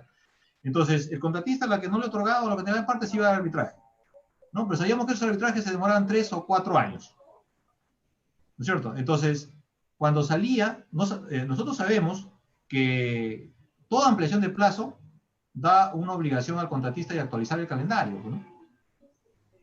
Incorporando ese plazo que ha sido otorgado. Y ahora las JRD entiendo que toman ese criterio técnico, ¿no? ¿Por qué? Porque sus resoluciones son muy rápidas. Y al contratista, como ya está dentro del plazo de ejecución, al otorgar las ampliaciones de plazo, tiene que hacerse el análisis correspondiente del calendario, cómo se mueve. Hecho que no se puede hacer cuando los laudos salen después de haber terminado la obra. Y entonces las entidades muchas veces tenían que pagar las ampliaciones de plazo al contratista de plazos que ya no podían ser utilizados, ¿no? Entonces, y esto venía en perjuicio de la entidad. Entonces ahora la JRD, como tú dices, está sacando pues en 40 días, en 35 días sus decisiones, y como consecuencia las entidades están mucho más tranquilas con respecto a estas ampliaciones de plazos, y si al otorgarle ya se están sobreponiendo con otras, etcétera, y se hace el análisis correspondiente de los calendarios vigentes, ¿no es cierto? Entonces, hechos que no se podía hacer anteriormente con los arbitrajes, ¿no? Entonces, yo creo que las entidades deben implementar este mecanismo de solución de controversias, por el bien de la obra, sobre todo, ¿no? Porque al resolverse inmediatamente, para bien o para mal de las partes, se tiene que implementar. Y si no están de acuerdo, y todavía, miren, este procedimiento, al no estar de acuerdo cualquiera de las partes, puede anotar su inconformidad de ello, y luego, al final de la obra, después de la recepción, puede llevarlo a un solo arbitraje, ¿no? De todas las decisiones que no están de acuerdo de la Junta de Resolución de Junta. Entonces, esto es una maravilla, ¿no? Entonces, si no la utilizamos adecuadamente, entonces ya vamos a seguir pues con este tema de seguir postergando nuestras obras, ¿no? Por el tema de los arbitrajes. Efectivamente. Esa es mi opinión personal, ¿no? Efectivamente, sí, justamente el Ministerio de Vivienda es una de las pocas entidades que está considerando ya las obras ya iniciadas, ¿no? Antes de la obligatoriedad de la JRD, ya lo están implementando, ¿no? Y eso le está haciendo muy bien a sus obras, porque ahora esperanzarse en el arbitraje realmente, pues, es una desgracia, ¿no? El arbitraje ya colapsó. No es posible que hayan estado sacando laudos después de 4 años, cuando ahora la JRD ya está demostrando que es fácil resolver en 30 días, 45 días, 60 días como máximo. Muy bien. Elio Navio hace una pregunta, se está saliendo un poco el tema, pero es importante resolverlo. Él dice que, ¿qué pasa si el residente de obra se olvidó anotar en el cuaderno de obra la causal de ampliación? Pero pese a eso, la ampliación ya se aprobó. Y él pregunta si es anulable esa ampliación. Ya se aprobó. Con resolución. Bueno, en realidad existen procedimientos administrativos, porque eso ya le corresponde, o sea, la entidad ha emitido una resolución, aprueba la ampliación de plazo, ¿cierto? Entonces ya llevarlo a una controversia me parece que no sería razonable, porque la propia entidad se estaría arbitrando ella misma, ¿no? Porque contra su propia resolución. Entonces, claro, llevarlo a la JRD también me parece medio complicado, porque tendría que pedir él mismo su nulidad de su resolución, ¿no? Entonces, lo que sí se puede hacer, hay un procedimiento administrativo que la entidad de oficio, al advertir un vicio del procedimiento, puede anular esa resolución y emitir otra resolución, sin perjuicio que hay plazos y hay procedimientos que cumplir dentro de la ley de contrataciones y su reglamento, ¿no? Entonces, claro, aunque igual se llevaría a controversia, ¿no? sí, pero sin perjuicio de ello, o sea, es complicado para la entidad por cuanto la entidad tiene un plazo para pronunciarse, ¿no? Entonces, y es un tema más legal que un abogado podría exponer de mejor manera, pero yo lo veo complicado, pero sí hay un procedimiento para poder corregir algún error material o alguna deficiencia en algún Hay acto una resolutivo. responsabilidad ya evidente, ¿no? Una responsabilidad evidente de la entidad, porque ¿cómo prueba una ampliación de plazo si no se ha cumplido con una formalidad fundamental, ¿no? Así es. Y máxime si esta ampliación de plazo ha dado lugar a mayores gastos generales. Así es. Muy bien. John Lira pregunta, para aplicar la penalidad por mora, ¿debe haberse culminado los arbitrajes o la JRD respecto a las solicitudes de ampliación de plazo controvertidas? A ver, esa es la pregunta que hace John Lira, Marco. Bien, el reglamento nos dice que la aplicación de mora es por el atraso injustificado del contratista, ¿no? en la ejecución de la obra. Mientras el contratista no tenga el derecho que le da la JRD o le da el tribunal arbitral, lógicamente la obra pues estaría en mora. Sin perjuicio de ello, el contratista puede recurrir pues a mecanismos que el mismo contrato y las mismas normas vinculantes le facultan, ¿no? Para que la entidad no pueda ejercer el derecho de aplicar la penalidad hasta que se resuelva las controversias, ¿no? Que resulta razonable, ¿no? El tema, ¿no? Pero ya es un tema legal, pero sí, si es que el contratista está en proceso de sus controversias y tendría que aplicar la penalidad de la supervisión y la entidad. Pero no olvidemos lo que tú decías al inicio, que las penalidades se pueden cobrar en la liquidación también, ¿no? Entonces la recomendación es llevar a la liquidación y obviamente Efectivamente. para poder liquidar un proyecto se tienen que terminar todas las controversias en general, ¿no? Entonces esa sería una buena solución, o a propósito de que la obra se termine y no genere falta de liquidez al contratista y pueda entrar en un problema mayor la entidad, que es no culminar la obra, ¿no? Que es, Efectivamente. digamos, Se quita la idea liquidez. central. El aplicar una penalidad, pues, en plena ejecución contractual es atentar contra la obra, se le quita liquidez a la obra. Porque recuerda, Marco, que no es que solamente se le va a aplicar la penalidad, sino el contratista tiene que facturar esa penalidad, ¿no? Para Y todo. esa penalidad es como que ha entrado a las arcas del contratista y el contratista tiene que pagar el IGB, ¿no? Tiene que pagar el impuesto a la renta, esa penalidad que no lo está recibiendo. ¿Y qué pasa si Así es. después ganó la decisión de la JRD o el laudo arbitral? ¿No? Sí, Entonces es ahí un viene juicio ya la económico, ¿no? responsabilidad, la coherencia también de los supervisores, de los administradores de contrato de la entidad, tener en Vuelvo a cuenta. repetir y precisar, Elías, que si la entidad o la supervisión tramita para la retención, ¿no? Porque es una retención, ¿no? Porque tú dices se factura, pues, ¿no? Si esa retención lo puede hacer en los pagos, en las valorizaciones, o lo puede hacer en la liquidación. En cualquiera de los dos casos que lo haga, está cumpliendo estrictamente con la norma. Entonces, si yo voy a perjudicar la obra a cobrar en las valorizaciones, mejor la cobro en la liquidación y estaría cumpliendo también con la norma, ¿no? Con la cual Efectivamente, no me pueden hacer un procedimiento administrativo porque la penalidad está tramitada, está debidamente cuantificada, ¿no es cierto? El tema es la oportunidad de cobrar, ¿no? Y la oportunidad de cobrar lo puede hacer en la valorización o lo puede hacer en la liquidación. Como claro, entidad, y puede nadie hacer en la puede liquidación. cuestionarlo porque justamente está el principio de la ley, ¿no? La gestión por resultados, ¿no? Se está privilegiando el resultado. Así es. Así es. Muy bien. Luz Herrera pregunta también respecto a la participación de los especialistas que son a tiempo parcial. Por ejemplo, él dice especialistas al 50%. Resulta que el fiscalizador de la entidad, no encuentra, fue en la mañana, no lo encontró, y resulta pues que ese día el especialista fue en la tarde, pero igual porque no lo encontró en la mañana lo multó. ¿Cuál es tu opinión al respecto? Bien, en principio, cuando hay especialistas a tiempo parcial, lo que se debe determinar estrictamente en obra es una programación de la participación de este profesional en obra.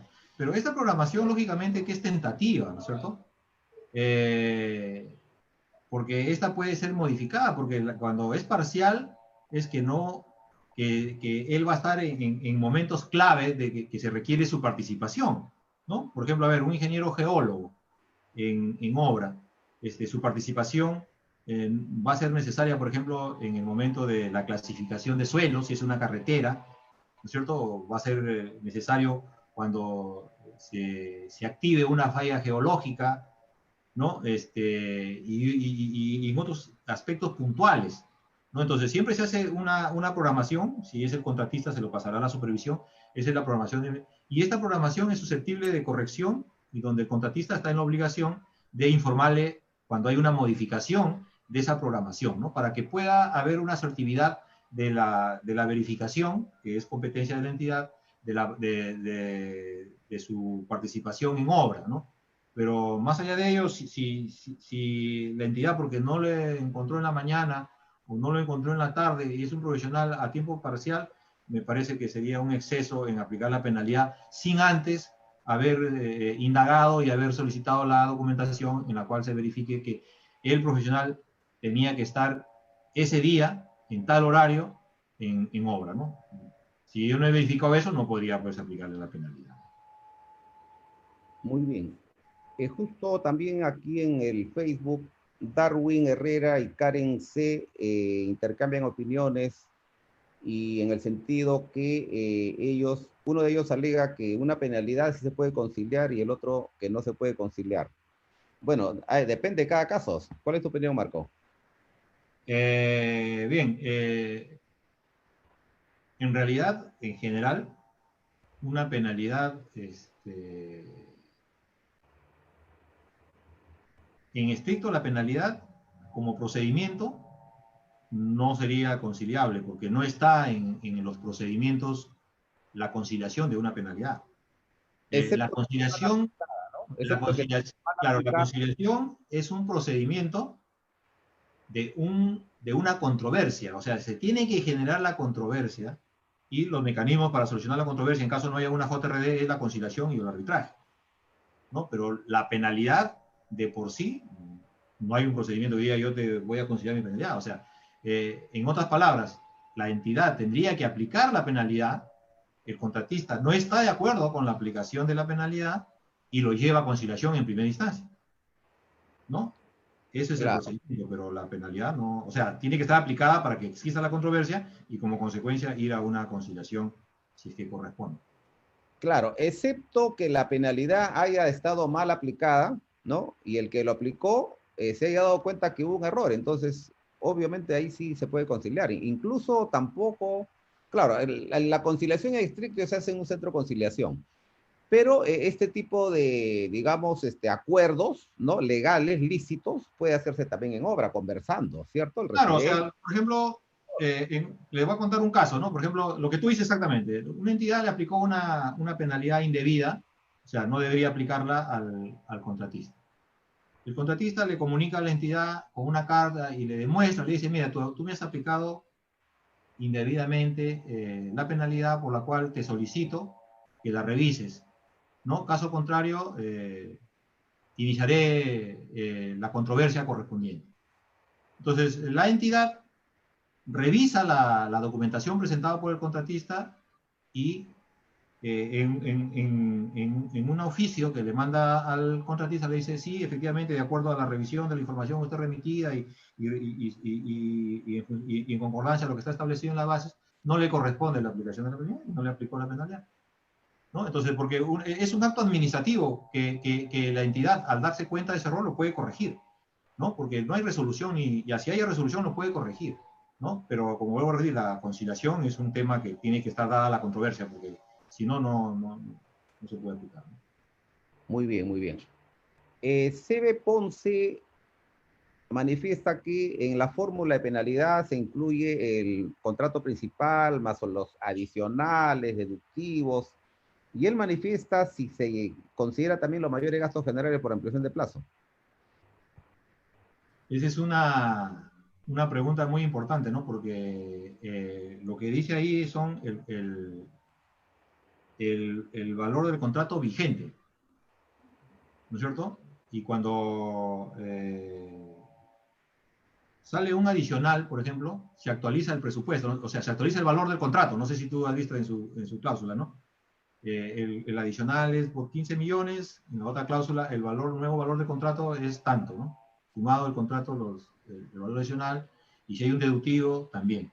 Sin embargo, cuando se pagan los gastos generales de una ampliación de plazo que viene con una valorización aparte y que no requiere un acto administrativo para el reconocimiento del gasto, no de la ampliación, sino de los gastos generales variables, no hay una actualización del presupuesto, ¿no? Como consecuencia, el presupuesto vigente para el contrato es el que sale en la resolución correspondiente del adicional o el deductivo, según sea el caso, ¿no? Entonces, ahí hay que tener un poco cuidado. De acuerdo a lo que yo pienso, no se incluiría. Sin embargo, hay otras entidades o hay otros profesionales, perdón, que sí lo incluyen Claro, es un tema que siempre causa conflictos, pero es claro, ¿no? Es el contrato vigente, ¿no? Es el contrato principal más los adicionales menos los deductivos. Y eso está en la resolución, ese está en la resolución del adicional o el deductivo. Claro, o sea, mayores gastos generales no es, pues, no es que te está incrementando el monto del contrato, ¿no? Simplemente es un mayor gasto general por todo un evento. Es un reconocimiento por un perjuicio económico. efectivamente, ¿no? Es como que si dijeran, ah, entonces la penalidad también le descuento al monto del contrato vigente, lo cual no es, pues, son Claro, cosas distintas, ¿no? así es. Sí. Bueno, bien, Marco. En realidad todavía hay algunas consultas. A ver, nuestro colega, el presidente del capítulo de Civiles de Chimbote, nuestro gran amigo Óscar Chávez Melgarejo, pregunta algo muy interesante. Eh, un contratista cuyo plazo contractual venció el 15 de marzo del 2020, ¿no? O sea, cuando empezó la cuarentena, Justo me llaman. se encontraba atrasado. Luego, producto de las directivas del OCE, se hace una reprogramación del saldo de obra y resulta pues que ahí ya tiene, ya no está atrasado. Y en este caso Adelantado, adelantado. está adelantado. Y él pregunta, ¿qué pasó con la penalidad? Bien, a ver, primero hay que analizar si el señor estaba atrasado, el contratista estaba atrasado, pero entiendo que todavía no se le vencía el plazo contractual. O sea, todavía tenía plazo de ejecución. O sea, porque yo puedo estar atrasado, ¿no? En la obra, he llegado al 90% de la obra, efectivamente estoy atrasado, pero mi plazo de ejecución todavía no vence. Cosa muy distinta es que venza, ¿no? O sea, el análisis que hay que hacer. Entonces, la directiva 005 y el decreto legislativo 1486, me parece, que salió pues, para reactivar las obras, ¿no? Con el propósito después de la pandemia, establecía que uno tenía que reprogramar el saldo de obra. No establecía un criterio para, para poder reprogramar no el saldo de obra, sino el saldo del calendario vigente, que es totalmente diferente, ¿no? Entonces, ahí hay una primera diferenciación. Entonces, si el contratista todavía no se le había vencido el plazo, pues no tenía todo el derecho de hacer su reprogramación. ¿Por qué? Porque en esta reprogramación se tenía que considerar la afectación en los rendimientos, por ejemplo, de las partidas por efecto de la aplicación de los protocolos del COVID, ¿no? Del COVID-19. Si tenemos una obra que es básicamente una edificación, ahí sí tiene una afectación importante, ¿no? Entonces, bueno, habrá reprogramado y le habrá salido pues que ya tiene un plazo mayor, que en realidad ese plazo mayor no es que el contratista sea beneficiado, sino que él ha tenido que demostrar que sus rendimientos a la aplicación de los protocolos COVID ahora son menores a sus rendimientos contractuales que él tenía en su oferta, ¿no? Entonces hay que tener cuidado ahí para poder analizar si efectivamente tenéis más plazo, porque es el plazo que realmente lo necesita. Entiendo que sí hay un beneficio, pero que la norma lamentablemente no ha hecho una distinción. Porque si hubiera hecho, se reprograman los metrados del calendario vigente, entonces ya el atraso tenía que asumirlo el contratista. Claro, pero eso también da lugar y ahora a una nueva causal ya de discrepancias para más adelante, ¿no? Porque estos rendimientos, producto del tema de la prevención COVID, van a tener que ser verificados ya en obra, ¿no? Recalculados, ¿no? Y producto de eso, variarlo. Sí, efectivamente, me parece que ahí, como teníamos esta experiencia por primera vez, o sea, nunca la habíamos vivido, algo parecido a la pandemia o algo equivalente a la pandemia que disminuyan los rendimientos. Entonces, el Estado dijo, bueno, tú preséntame cuál es tu afectación, ¿no es cierto? En plazos, etcétera, y que en el plazo de ejecución se veía el tema de la aplicación del protocolo, ¿no? Pero en la misma directiva 5 del año pasado, establece claramente que en el transcurso de la ejecución iba a tener que verificarse y que de existir alguna distorsión con respecto a lo que tú habías presentado, entonces esto tenía que ser corregido o para arriba o para abajo, ¿no es cierto? Y ahí tiene una gran responsabilidad la supervisión, ¿no? Porque lógicamente si es para abajo, el contratista nunca va a arreglar, nunca va a decir, oye, yo te dije que yo tenía un rendimiento de 100 y ahora tengo un rendimiento de 150 y te voy a decir, ¿no? Entonces, pero esa verificación que tenía que estar a cargo de la supervisión en caso de los rendimientos que dijo el contratista que tenía por la afectación del COVID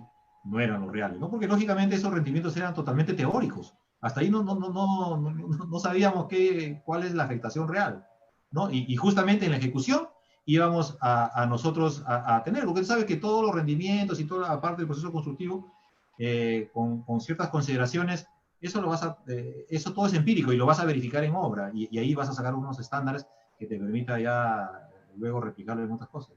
Claro, y habría que esperar incluso el término de la obra para hacer la evaluación real, ¿no? Porque, por ejemplo, algunas obras se reactivaron en junio, julio, y en diciembre algunos ya estaban haciendo los reajustes de los rendimientos reales, ¿no?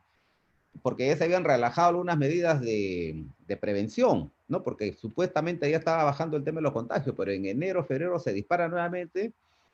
Entonces, eso hace, también nos trae como a colación que hay que esperar todavía Ese es un buen punto, ¿no? obras, ¿no? Porque Ese es un podría buen ser punto el que tú estás ahora. mencionando. Es un buen punto porque en realidad tienes razón cuando tú dices las normas y los protocolos para la aplicación del plan del COVID para evitar los contagios ha ido pues cambiando constantemente, ¿no? Y sigue cambiando, ¿no? Y como consecuencia, o sea, por decirte, en el traslado del personal a los puntos a los frentes de trabajo, ¿no? Entonces tú tenías primero que se decía que en una camioneta, por ejemplo, en caso de los profesionales, tenían que transportarse solamente una persona en la parte de atrás y el chofer. Después dijeron que dos, después dijeron que tres, ¿no? Igual en las movilidades para trasladar al personal obrero, ¿no? Y ha ido cambiando, ¿no? Primero tenías que medir la temperatura, tenías que tomarle pruebas COVID, después dijeron que ya no, etcétera, etcétera. O sea, ha ido cambiando y eso está relacionado directamente con el tema de los rendimientos, ¿no? Entonces, bueno, esperemos que alguna entidad esté haciendo los ejercicios correspondientes y sacar pues de ahí unas lecciones aprendidas, ¿no? Para las próximas normas, porque ya tenemos que estar preparados, lógicamente, para este tipo de eventos que nos sorprendió, pues, ¿no? Y nos cogió totalmente por sorpresa. Efectivamente. Muy bien, Marco. Hay todavía algunas consultas. El tema está interesante, pero bueno, ya nos ganó el tiempo. Te agradecemos tu participación, Marco. Ya te debemos el diploma de reconocimiento, ya te lo vamos a hacer llegar por correo. Y bien, tu despedida, tu saludo para los colegas. Bien, muchas gracias nuevamente, Elías, por la invitación. Nosotros siempre vamos a estar ahí presentes cuando se requiera para algunos temas que podemos conversar con ustedes. Y nada, agradecer nuevamente al capítulo de Ingeniería Civil por estas charlas, estas conferencias constantes que nos está trayendo como consecuencia estar siempre al día de la información. Este tema, por ejemplo, del BIM, que veo que el colegio lo está promocionando muy bien, es un tema de futuro y de presente, ¿no? Entonces, una felicitación nuevamente, Elías, por la gestión. Bien, muy bien, Marco, muchas gracias nuevamente. Y con ustedes, colegas, los invito para justamente este fin de semana, es un fin de semana de BIM. El día sábado y el día domingo a las 4 de la tarde tenemos cursos, charlas importantes relacionados con BIM en infraestructura vial. Así que los esperamos este fin de semana. Igualmente la próxima semana vamos a seguir con diversos temas de actualidad. Hasta la próxima, colega. Muchas gracias.